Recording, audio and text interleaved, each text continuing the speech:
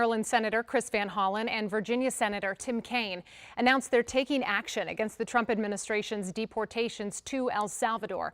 They introduced a resolution that could force the White House to offer details in the deportation of immigrants, including that of Kilmar Abrego Garcia. Rafael Sanchez Cruz is live on Capitol Hill to walk us through the details and how this all works. Rafa? Yeah, Simone, 4 Democrats in the Senate introduced this resolution today. Now, within 10 days, the Senate could take it up for a vote. Democrats will, of course, need to get the support from Republicans, but this doesn't require House approval. Now, if passed, the resolution would force the Trump administration to deliver a human rights report, and if they don't, actions could be taken against El Salvador.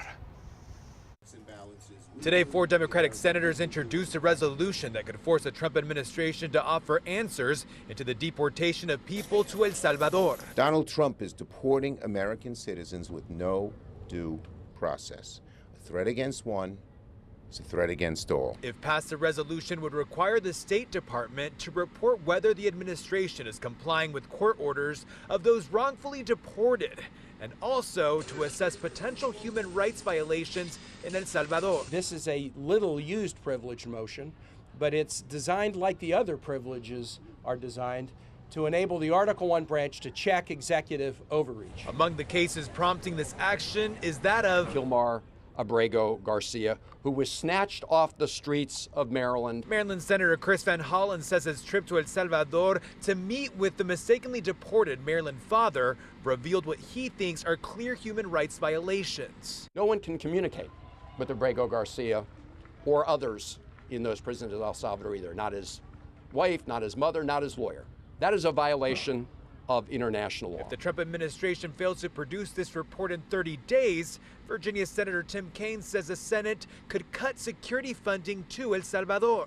If the report is produced, whether it's good, bad, a whitewash, insufficient, a 2-pager, we then have a privileged motion that we can bring up to terminate security assistance to El Salvador.